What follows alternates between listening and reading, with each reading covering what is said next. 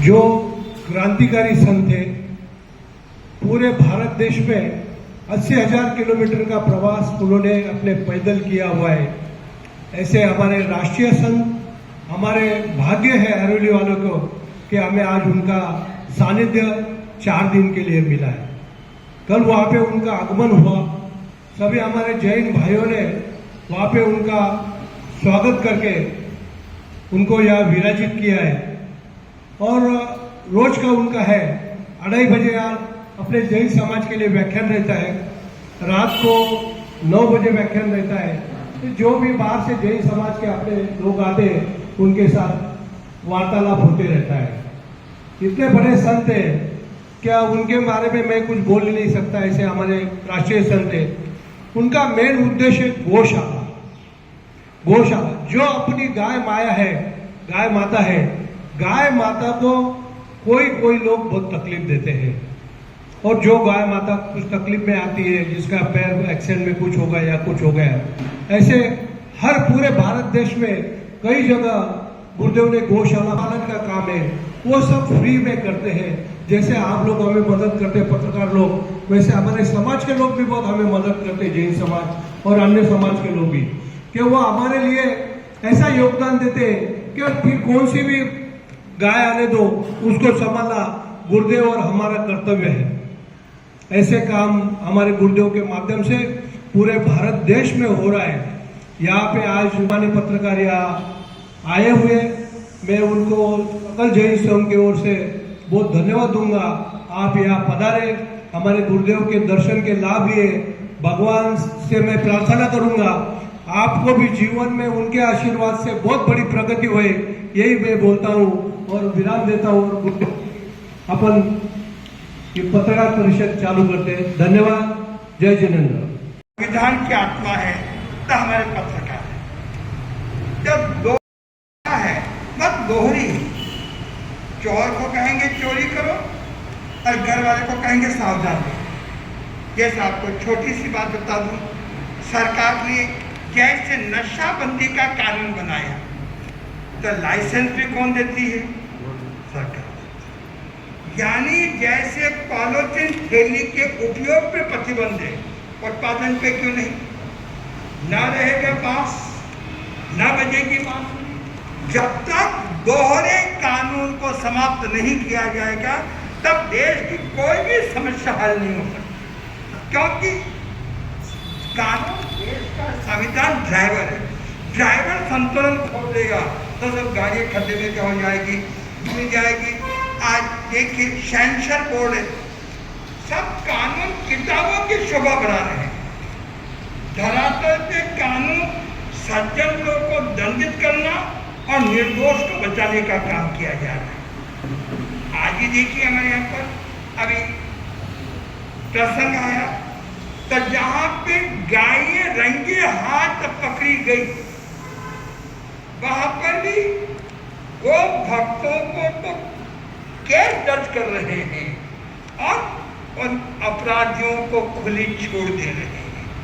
कहने का मतलब जैसे बड़ी आत्मा पीड़ित और रोती है का धूम्रपान का कानून बनाया, जनाजा निकल रहा है। पर्यावरण का कानून बनाया, कानून कल खुलेआम एक लड़की का मर्डर कर दिया जाता है और उसके बाद में अरे इंसान क्या शैतान भी रो रहा होगा। यानी कानून जो है क्रूर मजाक का शिकार बन रहा है। मैं सरकार को कहूंगा, केंद्र सरकार और राज्य सरकार के दोहरे कानून खत्म करे और कानून की कथनी और करनी को समाप्त करे। जैसे ब्लू फिल्म है, सेंसर बोर्ड क्या कर रहा है? आप जो नग्न चित्र धड़ल्ले से आ रहे हैं, उससे दूध मुही बच्चे शिकार हो रहे हैं। कानून से अपराध रोके जा सकते हैं लेकिन समाप्त नहीं। देश का उत्थान आतंकवाद से भी ज्यादा खतरनाक है तो दोहरे कानून। आज नशाबंदी, आतंकवादी 5-10 लोगों का हमला करता है, लेकिन नशा 30 लाख लोगों पे प्रतिवर्ष हमला कर रहा है।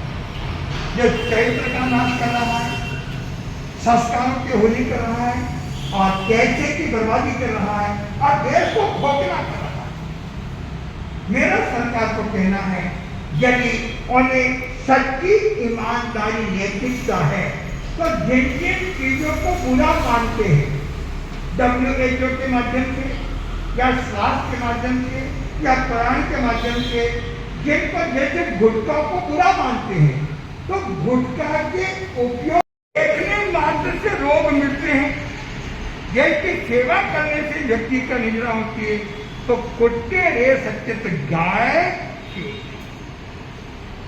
क्योंकि हमारा जो जीवन है हम इसमें, तो मैं आपको कहूंगा, कभी अपने को देश बचाना है तो पशुधन बचाना पड़ेगा। हीरे पन्ने माणक मोती से भी कीमती है। आतंकवादी ने आज तक कभी पशुओं पे हथियार नहीं उठाए, आज तक का इतिहास है।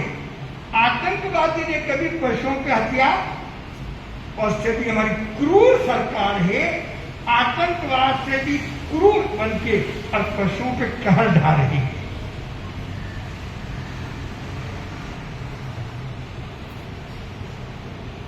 आज जब सबको वोट डालने का समान अधिकार है, तो कानून भी सबके लिए समान होना चाहिए। देश संविधान से चलेगा, धर्म से नहीं, न शरीर से चलेगा न गीता से चलेगा, क्योंकि देश में सैकड़ों धर्म हैं। यदि हर धर्म कट्टरता का देश का तो देश के टुकड़े हो। हमने यदि एक मंदिर के अंदर 50 करोड़ मूर्ति के मंदिर से लगा सकते हैं, यदि घोषणा नहीं कर सकते। ये हिंदुस्तान में 30 लाख डिस्कस किया, इतने सालों से के साथ विविध राज्यों में जाकर मंत्रियों से बात किया। जो आपने भी बताया कि संविधान की से ये अपना कानून चलना चाहिए, लेकिन एक तरफ देखा जाए मानव और पशु, ये दोनों में जो फर्क आपने बताया कि ये वस्तुस्थिति है कि मानव की अगर हत्या हो जाती है तो उसको कानून लगाया जाता है, लेकिन पशु की हत्या हो जाती है तो कानून नहीं लगाया जाता। जैसे कि गाय के बारे में भी वही है कि आपने बोला कि जहाँ आश्रम होना चाहिए वहाँ गाय गौशाला होना चाहिए, तो ही आप मदद करो, यानी मत मदद करो। ये सत्य और ये परिस्थिति है। आप इतना 80,000 किलोमीटर प्रवास करने के बाद, इतने लोगों को मिलने के बाद आपको क्या लगा और आगे क्या करना चाहिए, जो आपने बताया, इसके बारे में आप हम लोगों को देखिए, बिना रोए तो मांगी दूध नहीं पिलाई, तो सफलता जरूर मिलेगी। मैं 2005 को बॉम्बे था, बॉम्बे में बाढ़ आई थी पानी की, तो मैंने लोगों की सेवा का काम शुरू किया। तो वो मीडिया आप लोगों से और पुण्य प्रताप से देश रूप से देखा कि कोई संत गरीबों की सेवा में लगा हुआ है या बाल पीठ की सेवा में लगा हुआ है। उनके हृदय में, गुरु जी अब मैं आपकी क्या सेवा करूं, और उन्होंने थाने जेल में गौशाला चालू, और आज देश के 70 सेंट्रल जेलों में अपन ने गौशाला चालू कर। सफलता की आपको बात बता रहा हूं। और जब केवी गाय की सेवा करते हैं तो करुणा की वाइब्रेशन का संचार होता है। 40% केवियों के हृदय में परिवर्तन के विचार आगे गौ माता की सेवा करते हैं, अन्य परिवर्तन आया है। इसी प्रकार राजस्थान में जो पशुपालन मंत्री थे, मैं तो कहूँ आपको एक बात कहूँ, जब मछली मंत्रालय बन सकता है तो गौ मंत्रालय क्यों नहीं? मेरा सरकार को पूछना है, कुक्कुट मंत्रालय बन सकता है, मुर्गा मंत्रालय बन सकता है, मछली मंत्रालय बन सकता है, तो गौ मंत्रालय क्यों नहीं? कत्ल खानों को सब्सिडी मिल सकती है तो गौशाला को क्यों नहीं? कत्ल खानों को जमीन मिल सकती है तो गौशाला को जमीन क्यों नहीं? यानी क्रांति से हमेशा सफलता मिली। और मैं जहां जहां भी गया हूं, सफलता पंजाब के आतंकवाद में 1 साल रहा, नक्सलवाद में छत्तीसगढ़ गढ़चिरौली 2 साल तक रहा, जम्मू कश्मीर के आतंक प्रयास करो, सफलता आपको जरूर मिलेगी।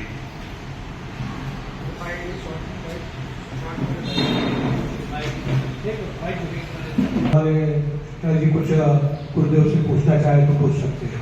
इनका मेन विषय है भारत देश में गौशाला, इसका जो मेन विषय है। उसके बाद में जो प्लास्टिक है, प्लास्टिक पे आप बैन लाए, लेकिन उसका जो उत्पादन हो रहा है, जहां से उनकी फैक्ट्रीज निकलती है, उसको ही बंद करो, ऐसा हमारा गुरुदेव का कहना है कि भाई जहां से उत्पादन निकलता वही बंद करेंगे तो उससे सबको फायदा होगा, किसको बोलना नहीं पड़ेगा, वहां पे उसके लिए अधिकारी रखने नहीं पड़ेंगे, गवर्नमेंट का टाइम वेस्ट और निधि वेस्ट नहीं होगा।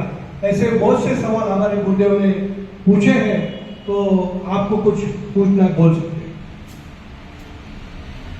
सबसे पहले प्रणाम आपको।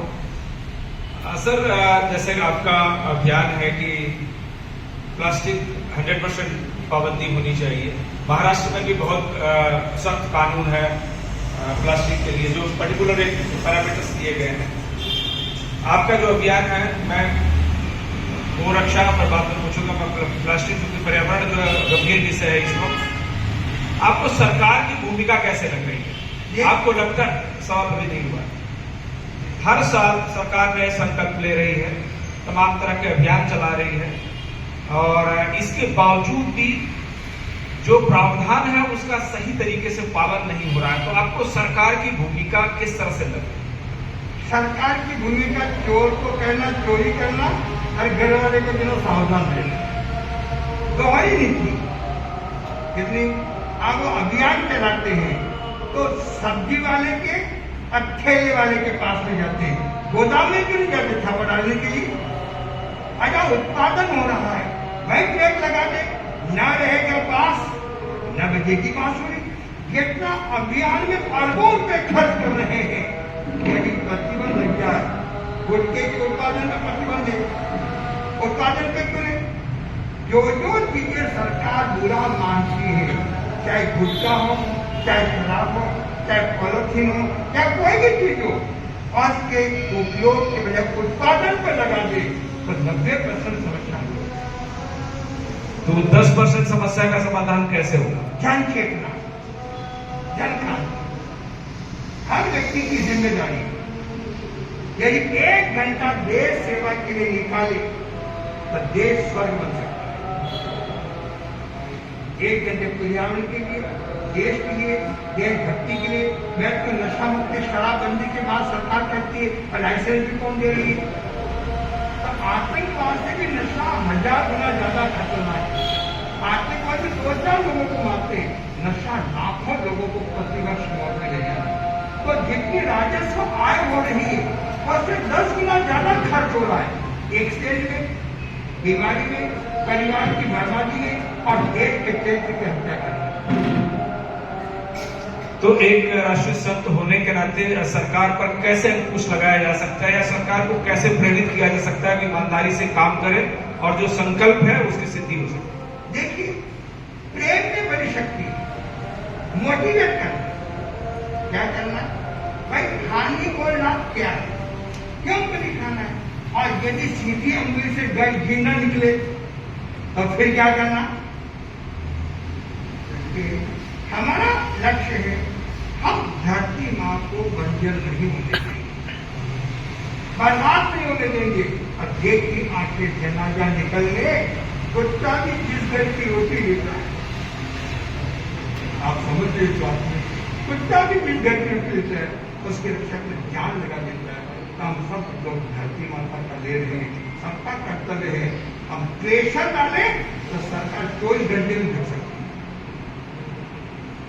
ये प्रेशर आपको कैसे लगता है कि ये संभव है आज के समय में? हर चीज संभव है, हर चीज संभव है। आपको एक छोटा सा एग्जाम्पल दे दूं, मैं भूलिया वहां माजी मंत्री का कच्चा खाना बन के तैयार हो गया, देशमुख था, और मैंने मीडिया में पढ़ा तो मैंने कहा धरती खून से बन जाएगी, दो नहीं था। उस समय मैंने किसानों को बुलाया, मैंने कहा किसानों, अब तुम घर के बाहर गाय बांध के बेचो बचो, कच्चा खाना खुल गया तो रात के लोग उठा ले लेंगे, सब हड्डी भी नहीं। हम एकदम एक्टिव हो गए, सब मुस्लिम मुल्कों को बुलाया, मैंने कहा देखो ये बड़ा कच्चा खाना खुल गया तो तुम्हारा हजारों के धंधे चौपट हो जाएंगे। मोटिवेट करने का तरीका आना चाहिए, तो हिंदू और मुस्लिम दोनों ही कट्टा खाने के खिलाफ खड़े हुए और सब धर्मगुरुओं ने कलेक्टर ने प्रतिबंध लगाया और मीडिया ने जो आवाज उठाई 4 दिन में आकर के देश ने कहा गुरु जी अब मैं नहीं खोलूंगा। मैंने कहा पहले सरकार कत्ल होगी बाद में पशु कत्ल। महाराज जी, आपने एक प्रश्न वैसे जो बाकी था छेड़ दिया। गोरक्षा का सबसे बड़ा जो सवाल है वो कहीं ना कहीं प्लास्टिक, जो गौ माता है उनकी सबसे बड़ी समस्या प्लास्टिक भी है। जो आवारा पशु हैं, और अगर जैसे हम कह रहे हैं सांस्कृतिक मान्यता है कि गो हमारी माता है। आवारा शब्द का प्रयोग नहीं किया जाए। अच्छा, ठीक है।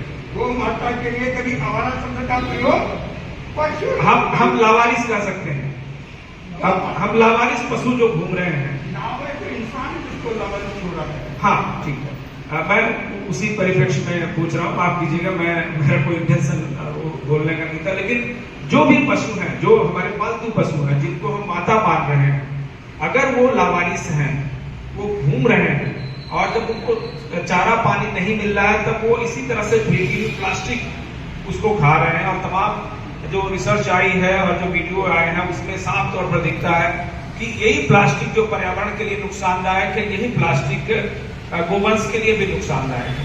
ये दोनों का एक दूसरे में बहुत बड़ा सामंजस्य है। तो ऐसे में एक तरफ गोरक्षा और दूसरी तरफ प्लास्टिक पे संपूर्ण बंदी, ये बहुत बड़ा चैलेंज है, बहुत बड़ी चुनौती है। इस चुनौती से कैसे पार पा सकते? देखिए, हिंदुस्तान में 30 लाख आश्रम, एक आश्रम 100 गाय पालते। जब ऐसी गाय आश्रम में रह सकती है, 5 लाख जैसा आश्रम हो सकता है, तो 50 गाय क्यों नहीं रखते? यदि हर मंदिर 50 गाय रख ले तो दावे के साथ कहता हूं एक भी गाय कचरा को नहीं जाएगी, रोड पे नजर नहीं आएगी। और हमारे मार्बल के मंदिर की मूर्ति पे करोड़ रुपए खर्च कर सकते हैं, चाहे नंदी का मंदिर हो, चाहे कृष्ण का हो, चाहे महावीर का हो। जब मार्बल की गाय के ऊपर करोड़ खर्च करते हैं तो जीवन गाय के क्यों नहीं? यदि आधा पैसा भी धर्म का गौ माता की सेवा में लगा दे और साथी से पर्व मनाए तो कोई बड़ी बात नहीं, हर चीज संभव है। अब दीपावली आती, अरबों रुपए के पटाखे चलाते हैं, यदि 20% पैसा भी गौ माता की सेवा में लगा दे, वो 10 रुपए की 100 रुपए की दारू की बोतल पी सकता है, और फिर 100 रुपए गौ माता को देगा। यानी लोगों को जगाना पड़ेगा, झेलना पड़ेगा, क्रांति लानी पड़ेगी और कर्तव्य को बोध कराना पड़ेगा। अभी हमने देश के 70 सेंट्रल जेलों में गौशाला जाती है और राजस्थान सरकार 1000 गौशालाएं बना रही है हर ग्राम पंचायत शहर में। मेरे कोनवाड़ा आपको मालूम है, छोटे छोटे गाँव में, तो हम तो सरकार को कहते हैं पुरानी पीढ़ियों को जीवित करो। जब मछली मंत्रालय बन सकता है तो गौ मंत्रालय क्यों? जब मछली को सब्सिडी दे सकते, मुर्गे को दे सकते, कोमरे को, या तो सरकार गाय को माता कहना बंद करे, देश के नाम को वोट लिए सरकार बनाए, सत्ता में आएंगे, यानी जनता मौन है। दोहरे कानून संघर्ष, तनाव, टकराव, अराजकता पैदा कर रहे हैं। मेरा तो सरकार को कहना है कि जैसे पॉलीथीन थैली, गुटखा, शराब, नशा, जिनको बुरा मानते हैं उनके उपयोग के बजाय उत्पादन पर प्रतिबंध लगा दे। न रहेगा बांस, न बजेगी बांसुरी। तो इसके साथ में जब सरकार जंगली जानवर की रक्षा के लिए करोड़ों रुपए खर्च कर सकती है तो मछली मंत्रालय बना सकती है, तो गौ मंत्रालय क्यों नहीं? अब मेरा एक ही कहना है कि पहले कौन बना थे, पशु धन बचाने के लिए सरकार को पर्यावरण कानून संविधान में वचनबद्ध है और उसके पालन के लिए सरकार की जिम्मेदारी है। और राजस्थान सरकार, मध्य प्रदेश सरकार, गुजरात सरकार और हमारी यूपी सरकार जिस प्रकार काम कर रही है, हम चाहेंगे महाराष्ट्र सरकार भी भाजपा की सरकार है, इसको कौन बड़ा करना चाहिए। नंदी और दुर्भाग्य सरकार मांस तो निर्यात कर रही है और गोबर का आयात कर रही है। मैंने सरकार को कहा आप गोवंश, कम से कम गाय के मांस का निर्यात बंद करो। मोदी जी को मतलब कैलाश समझा, चंद चांदी के टुकड़ों के लिए वर्षों को खर्च करना, एक संविधान इंसानियत का खर्च करना।